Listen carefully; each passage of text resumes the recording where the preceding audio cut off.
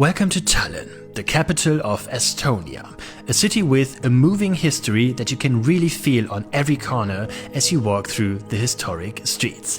But Tallinn is not just that. It is also the city that will forever be associated with one of the worst shipping disasters of all time. In fact, it's the worst shipping disaster in Europe since World War II.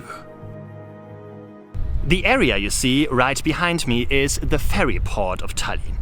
This is the place where on September 28, 1994, a crossing begins that even today, 30 years later, still raises many questions.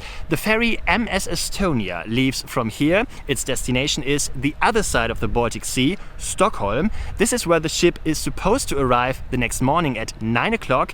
However, this never happens.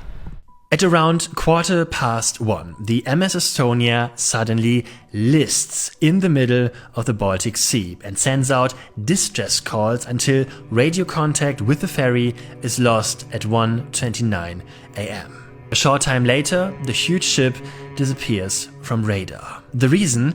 The MS Estonia sinks within a very short time and takes hundreds of passengers with it into the Baltic Sea. Only a few manage to save themselves on the life rafts. Many of them die of hypothermia that night. In total, only 137 people survived the accident. 852 passengers die on the night of September 28th. What exactly happened that night in the Baltic Sea has been the subject of numerous investigations over the past decades. And yet, the reason for the sinking of the MS Estonia is still not 100% clear. This event not only raises many questions, there are also a lot of theories and conspiracy theories about it. Today, 30 years later, also I would like to learn about this historical tragedy. What exactly happened that night on the Baltic Sea? What did the investigations reveal? What unusual twists and turns occurred? And what is actually the deal with all these theories we keep hearing? Well, this is the tragic story of the MS Estonia.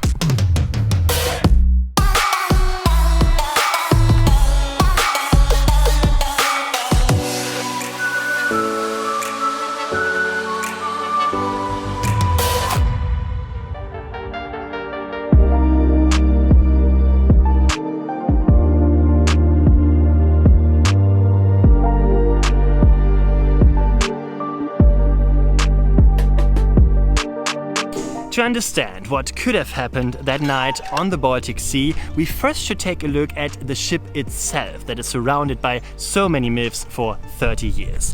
What is quite interesting, at least for me, is this ship was not built in Estonia. It was built in my home country, Germany. The MS Estonia was a so-called RoPax ship. Ro stands for roll on, roll off, because cars and other vehicles could roll on and off the ship.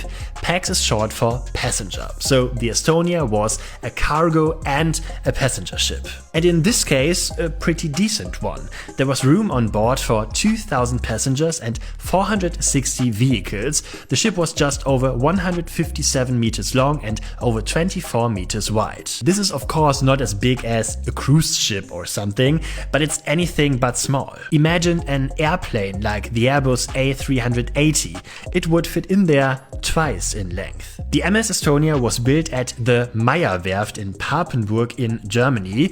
Work on the ship was completed in 1980 and it was put into service in the middle of the year. The names and owners of the ship, however, changed repeatedly in the first years. Initially, the Estonia had the name Viking Sally. In the following years, it was renamed Silja Star and Vasa King before it was given its final name in 1993. What is also quite interesting is the technology that was installed in the Estonia, because this also plays a quite important role in the sinking. Typical for this ferry is the bow door, also known as bow visor.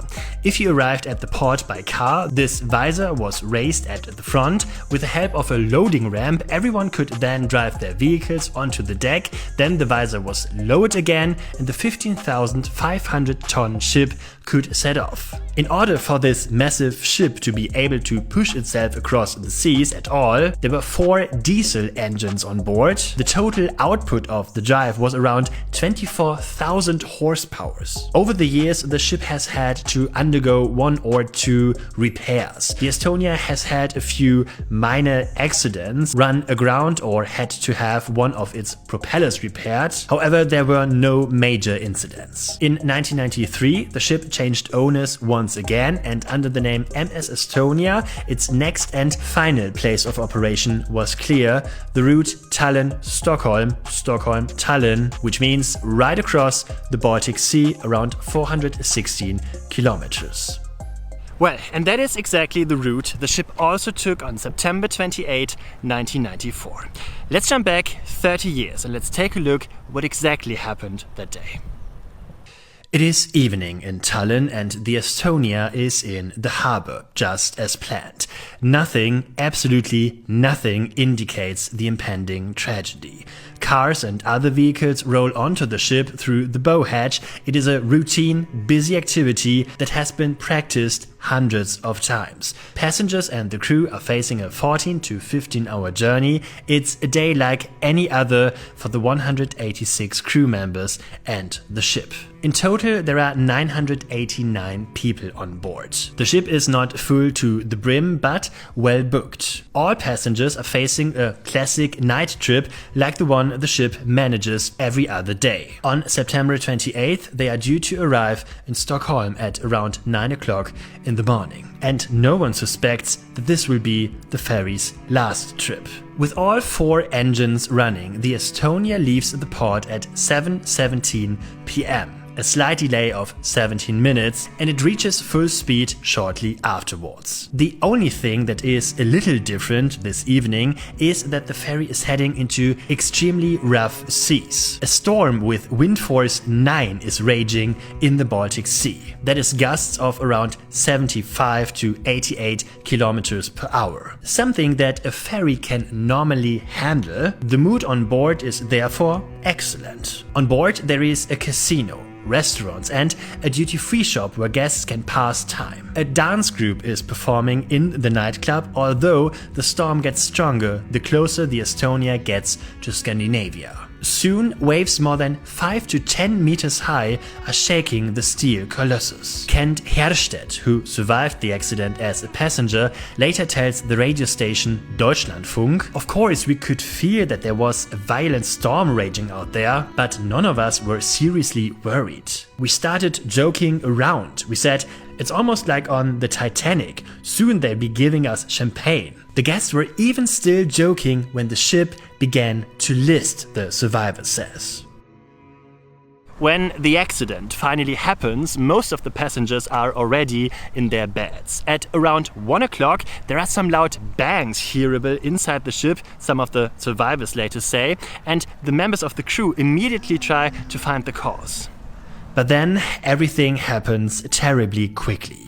Huge masses of water flow into the ship, flooding the vehicle deck. The Estonia begins to list and things become more hectic. At 1:21 a.m., the 40-year-old captain of the Estonia, Arvo Andrusson, sends a Mayday radio message. "We are listing heavily, I think 20-30 degrees. Mayday, Mayday. Estonia, Silja Europa, are you calling Mayday? Estonia, what's going on? Can you reply? This is Estonia. Kuka se on siellä? Silja Europa, Estonia. Yes, Estonia, this is Silja Europa. Hyvää huomenta, puhutko sä suomea? Joo, puhun suomea. Joo, meillä on nyt tässä ongelma. On paha kallistuma oikealle puolelle. Uskon, että oli 30 astetta. Voisitko sä tulla apuun ja pyytää myös Viking Linein apun? Joo, Viking Line on tässä perässä ja meni varmaan tietoon. Ja voitko antaa sun position? Siis meillä pätkit on, meillä on blackout ja emme saa nyt, mä en osaa sanoa sitä. Okei, selvä, ryhdytään toimiin.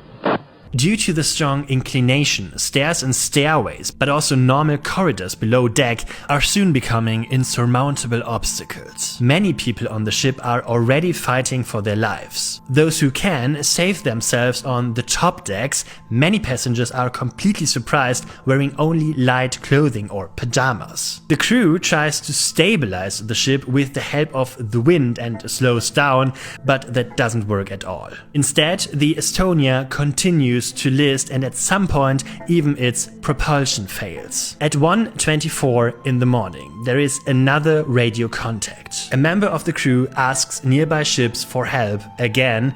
He says things are looking very, very bad. Pahalta näyttäisi nyt tässä kyllä. Joo, ja pahalta näytä, me ollaan tulossa, ja se oli 21.40. Tien päässä sä olet. 48, okei. Shortly afterwards, contact is lost forever, and the Estonia disappears from the radar of the surrounding ships at around 1:50 a.m. The Estonia sinks within a very short time, about 35 kilometers off the Finnish island of Utu.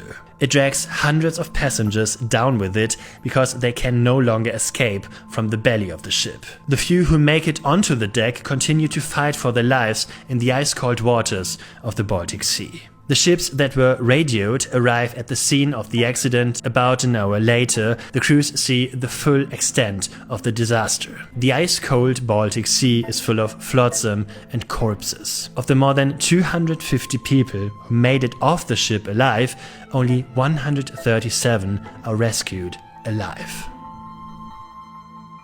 Well, and here in Tallinn in Estonia today, this monument right behind me commemorates this tragedy and the people who did not survive. This is the Estonia Memorial Broken Line. Let's take a quick look at it. We see this long stone column here, and on it are all the 852 names of the victims. And when you have all these names right in front of you, you see what a dimension this disaster actually had.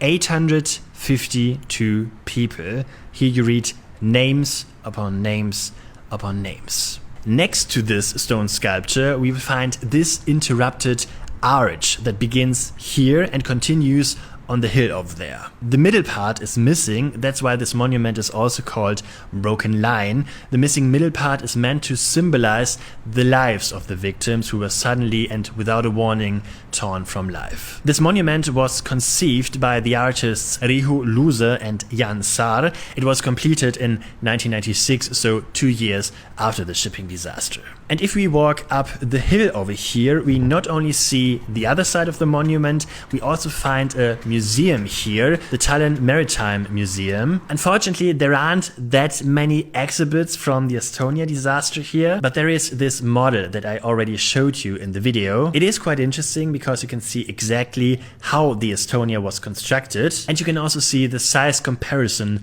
to other ships. And what is also on display here in the museum is the original ship's bell from the time when the Estonia was sailing the seas as the Viking Sally. This bell now hangs in a window with a direct view of the Estonia Memorial. If you want to see and learn more about the sinking, from September 28, 2024, there will be a more extensive exhibition in the Seaplane Harbour Museum in Tallinn. Unfortunately, I was here a little bit too early for that, but the exhibition runs until March 30, 2025. So depending on when you watch this video, it might be interesting for you. Well, if we want to tell the story of MS Estonia, we should not just search for relics here in Tallinn in Estonia. We should also go to the place where the ship was actually supposed to arrive on the other side of the Baltic Sea in Stockholm. And well, that's where we're going now, and we will go there right by ferry.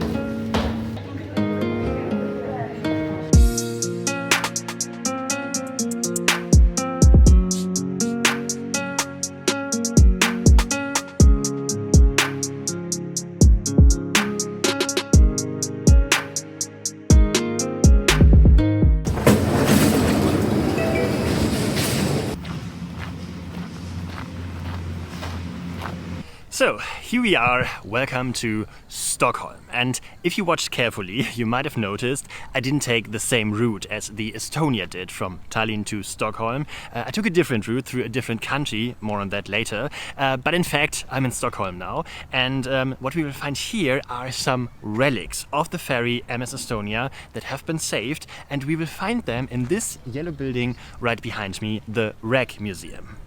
This, for example, is the alarm clock of passenger Mikael Öhn. He was on his way to bed when the ship suddenly began to list. His alarm clock fell on the floor and time stopped at exactly 2 minutes past 12, or 2 minutes past 1 Estonian time, the beginning of the sinking. When Öhn left the cabin to save himself, he put the clock in his trouser pocket. He was saved and he later donated the alarm clock to the museum. Also, a nameplate and a key from the crew can be seen in the museum. Most of the survivors of the accident were in the bar and were therefore able to escape from the ship more quickly. A waitress and a waiter donated the relics to the museum. The exhibition also features these rare pictures of the interior of the ship. They give you an insight into what the journey on the Estonia must have been like. You can also hear the original Mayday radio call in the museum, and there are these reports from survivors. And then there is this original piece of wreckage that is on display in the museum. But it's not any piece of wreckage, it comes from the bow visor of the Estonia, a quite important part of the ship when it comes to the sinking.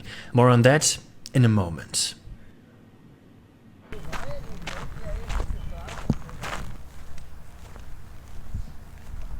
Well, and if we just walk a few hundred meters out of the Wreck Museum, also here in Stockholm, we will find a memorial with all the names of the people that died that night on the MS Estonia.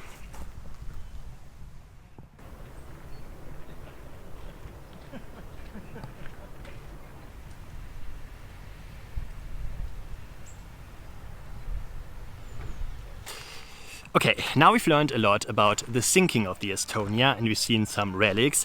Now it's time to answer the most important question. How could all this happen? And well, I already told you in the beginning, it's not that easy to answer this question because to this day, the accident has not been fully resolved. And that's also the reason why there are so many theories about it. Let's start with the official investigation of the tragedy. After the sinking, the states of Sweden, Estonia and Finland found the so-called Joint Accident Investigation Commission. The commission is supposed to shed light on the situation, and it takes a lot of time with its investigations. It is not until 1997 that the investigators publish an official report. Their theory, the incomparable storm that the Estonia was exposed to, was simply too much for the ship. The locking mechanism of the bow hatch was simply too weak for these violent external influences and was not designed for use in the Baltic Sea. The hinges were broken by 1 or 2 waves. This could also explain those loud noises the survivors heard. This allowed some water to flow past the bow visor and the loading ramp into the ship. Then the bow visor finally broke off the ship completely, opening the loading ramp. From then on, the incredible masses of the water could no longer be held back and caused the ship to capsize extremely quickly. According to the report, the reconstructed events of the night also show that the crew did not know from the start that the bow visor was first partially and then completely open. The visor on the Estonia was not visible from the bridge. Also, the sensors on the visor indicated that the visor was closed even when it already had disappeared into the depth of the Baltic Sea. The bow visor of the Estonia was recovered from the sea 2 months later. Also, the construction of the car deck may have played a role. Because dividing bulkheads were missing, the water was able to flow unhindered onto the entire deck. Normally, these bulkheads serve as a safety mechanism. This official investigation report sparks a major debate, and suddenly the German Meyer shipyard is in the center of the accusations. Are material defects responsible for the death of hundreds of people? Well, the shipyard itself is not willing to accept these accusations so easily. The company counters with its own report. The ship was delivered correctly but poorly maintained, the company says. And the shipyard also brings a completely new topic into play, which will be discussed again and again later. According to the shipyard, it could be that also excessive speed or several explosions on the bow visor were to blame. The shipyard's report from 1999 therefore says that there could have been a targeted explosion or even an attack. This theory from this point onwards is discussed over and over again, and 7 years after the incident it's fueled once again. Journalists recover small metal parts from the Estonia. These have a changed metal structure. Expert reports and assessment from various institutes at the time come to the conclusion that the changed structure could have been caused by explosions. These new findings also bring the Hamburg Public Prosecutor's Office into action. They are now getting involved in the investigation and are checking again to see if this is true. However, in the end, the investigators come to a different conclusion. The changes were caused by completely normal rust protection treatments of the steel. And again, there is nothing really concrete in the whole matter. To make it short, for years, different authorities are blaming each other with ever new reports while the relatives are still waiting for answers. And also the involved governments don't make a good impression in this case.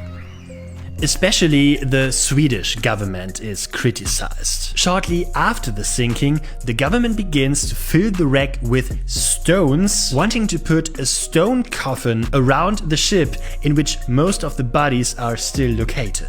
Only massive protests from the bereaved, survivors and the rest of the population stop the government and its stone coffin.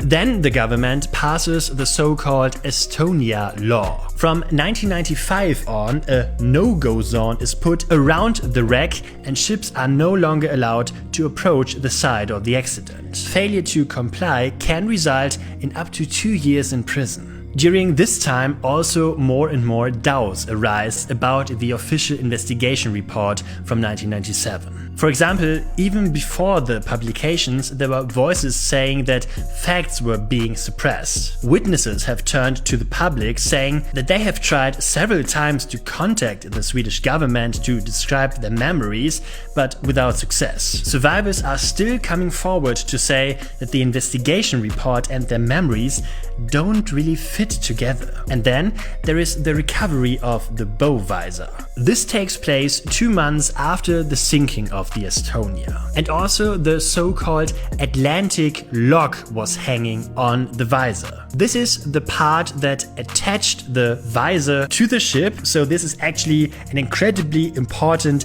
piece of evidence for the investigation process. The lock is transported in a helicopter during that time with other smaller pieces of wreckage, but on the way, a leading member of the investigation commission simply throws the Atlantic lock out of the helicopter. The reason? It is supposedly too heavy, and the lock disappears forever in the Baltic Sea. You see, there are a lot of things that don't seem to add up. And in order to dispel this feeling, the Swedish government commissions a new report in 2006. Researchers from the Hamburg Shipbuilding Research Institute and the Technical University of Hamburg-Harburg are to calculate and simulate the sinking once again. However, they basically confirm the investigation report. The bow visor was not up to the circumstances, the report says. This botched investigation is also one of the reasons why there are so many myths about this ship accident today.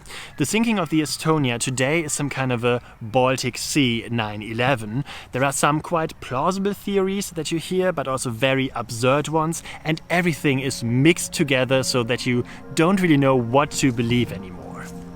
To To give a few examples, there is a widespread theory that the Estonia could have been the target of a Russian attack because weapons were being transported or smuggled on it and Russia was trying to cover it up somehow. However, there is no evidence at all for this. But in the past, military equipment was actually transported on the ferry from Tallinn to Stockholm or vice versa. Both governments have admitted this. Another theory, the mafia is allegedly behind this accident. For example, because they wanted to extort protection money from shipping companies and allegedly wanted to use an explosion to show why it was better to pay protection money. In fact, there had been a number of bomb threats against the Estonia in the past, but who was behind it?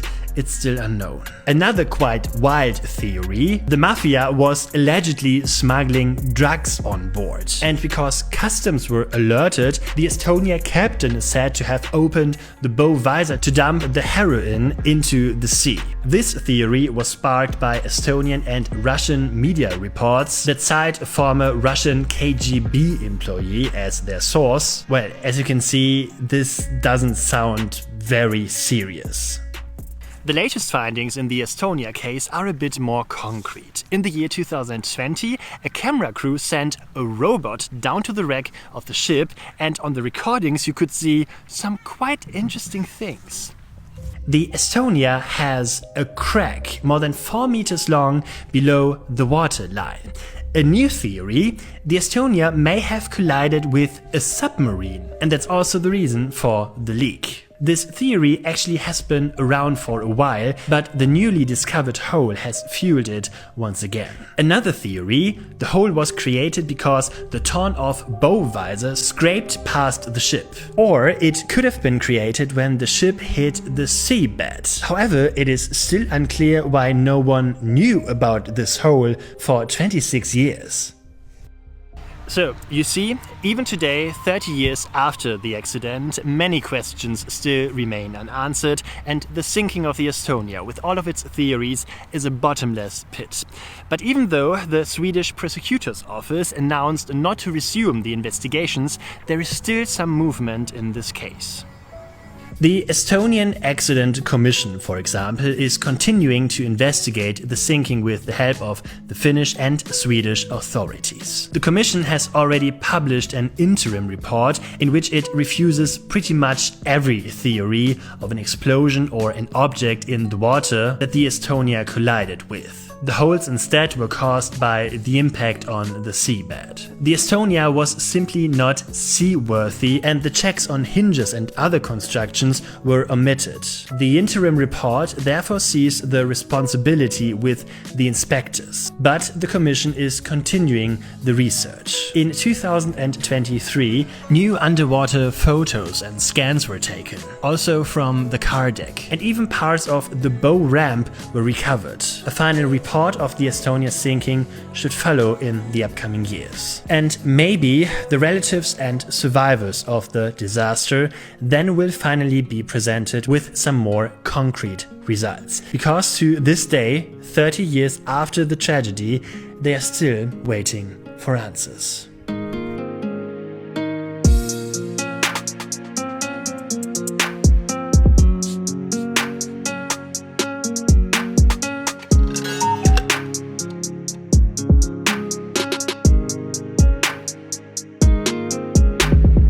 Before I end this video, I would like to say thank you to Kaljo Kutkas. He has a YouTube channel on which he animates a wide variety of shipping accidents, and he kindly allowed me to use his material on the Estonia. Of course, the accident was not filmed or something, so that was the only way to depict the incident graphically. So thank you very much. And further thanks go to my colleague Noah Matzat, who helped me with the research and the script for this video.